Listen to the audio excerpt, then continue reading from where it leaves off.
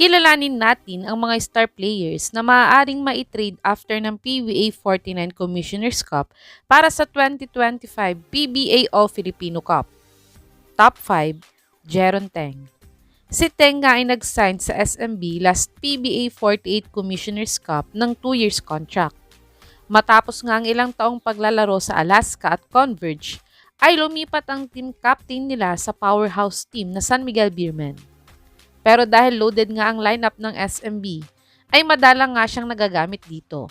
Kaya't ilang beses nga siyang napapasama sa mga trade rumors last season at ngayong season din. Kaya tiyak na isa nga siya sa mga matitrade after ng conference or season na to dahil wala na nga sa tuktok ng standings ang SMB ngayon. Si Teng ay nag-average ng 4.2 points, 2.5 rebounds, 1 assist, 0.5 steals, 30% 3-point shooter, at 75% free throw shooter sa kanyang last PBA 49th Governors Cup. Panoorin natin ang best basketball highlights ni Jeron Teng sa San Miguel Beermen.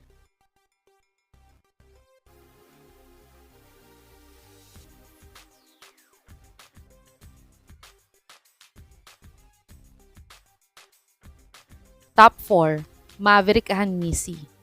Si Ahanmisi nga ay nag-sign sa Barangay Ginebra last PBA 48 Commissioner's Cup ng 3 years contract. Gaya ni Teng ay former Alaska at Converge player itong si Ahanmisi. Pero siya naman ay former star player ng Converge at dahil nagde-demand nga siya ng mas mataas na sahod, ay naging unrestricted free agent nga siya at sa loaded na team ng Barangay Ginebra siya pumirma ng kontrata. Maganda nga ang timing niya dito noon dahil na-injured nga si Jeremiah Gray, Scottie Thompson at nagpapagamot naman si L.A. Tenorio ng mga panahon na to. Pero ayon nga sa source na to, ay inilagay na daw siya ng Barangay Ginebra sa trading block matapos nilang mai-activate si Jamie Malonzo sa kanilang lineup. At ayon din sa legit source na si Sir Snow Badua, ay kung matrade nga daw si Ahanmisi ngayon ay tiyak na magcha-champion ulit ang Barangay Ginebra. Lalo na't may Stephen Holt at Abarientos na siyang kapalit at pabalik na din naman si Gray at Malonzo sa lineup ng Barangay Ginebra. At big man nga ngayon ang problema ng Ginebra lalo na sa All-Filipino Cup next conference. Kaya't hindi nga malayong sa isang big man nga nila ipapalit itong si Ahanmisi. Si Ahanmisi ay nag-average ng 10.5 points, 5.2 rebounds, 3.5 assists, 33% 3-point shooter at 82% free throw shooter sa kanyang last PBA 48 Governors Cup. Panoorin natin ang mga best basketball highlights ni Ahanmisi sa Barangay Ginebra last conference kung gaano nga ba siya kagaling na player.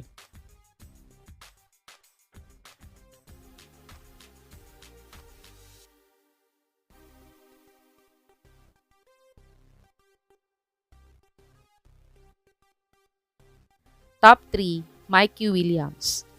Si Mikey nga ay 2 season nang hindi nakakapaglaro sa PBA. Ito ay dahil sa hindi niya pagpirma ng kontrata sa TNT last PBA 48 season. Hindi nga sila magkasundo ng TNT sa kontrata na hinihiling niya. Dahil to the moon nga daw talaga ang sweldo na hinihingi ni Mikey sa TNT management. Kaya't napilitan tuloy na isuspinde ng TNT ang kontrata niya upang hindi ito makapaglaro sa ibang liga o team sa PBA. Pero ngayon nga ay inilagay na din ng TNT si Williams sa trading block nila. At madaming teams nga ang gustong kumuha kay Williams dahil alam naman nila ang kalibre ng player na to. Si Williams ay nag-average ng 16.1 points, 4 rebounds, 4 assists, 0.8 steals, 36% 3-point shooter at 63% free throw shooter sa kanyang last PBA 47 Governors Cup. Panoorin natin ang mga malulupit na basketball highlights ni To The Moon Mikey Williams sa TNT kung gaano nga ba ito kagaling.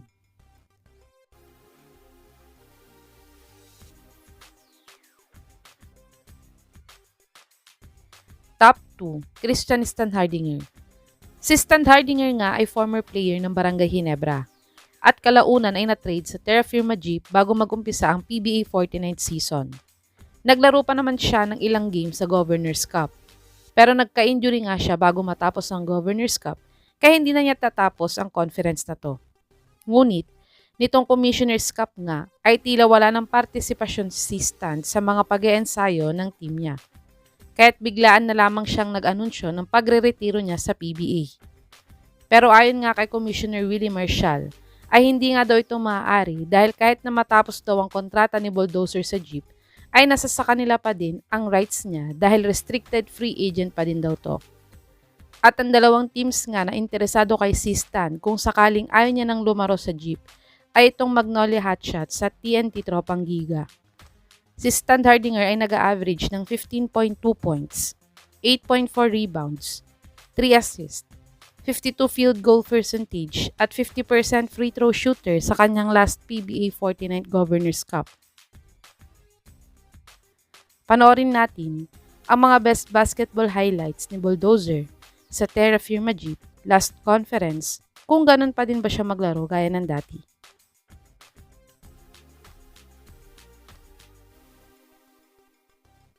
Top 1, Calvin Abueva. Hindi nga gaanong ginamit ngayon ni Coach Chito Vic Tolero si The Beast.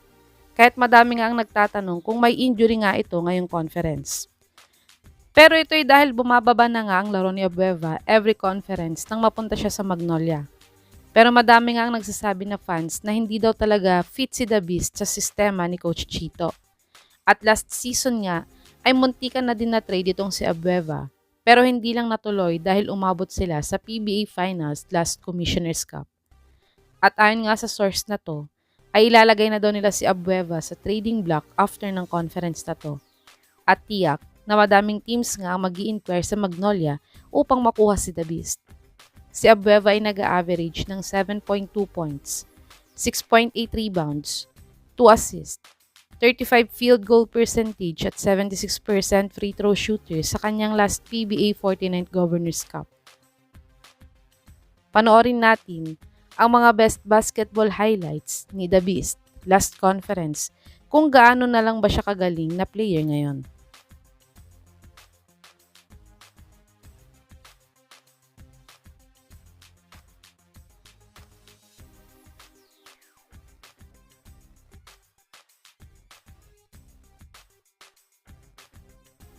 Ito ang mga star players na maaaring i-trade ng mga teams nila pagkatapos ng conference na to para sa 2025 PBA All-Filipino Cup. Sa tingin niyo mga kababos, sino sa mga players na to ang maililipat na ng team? I-comment nyo na po yan sa baba.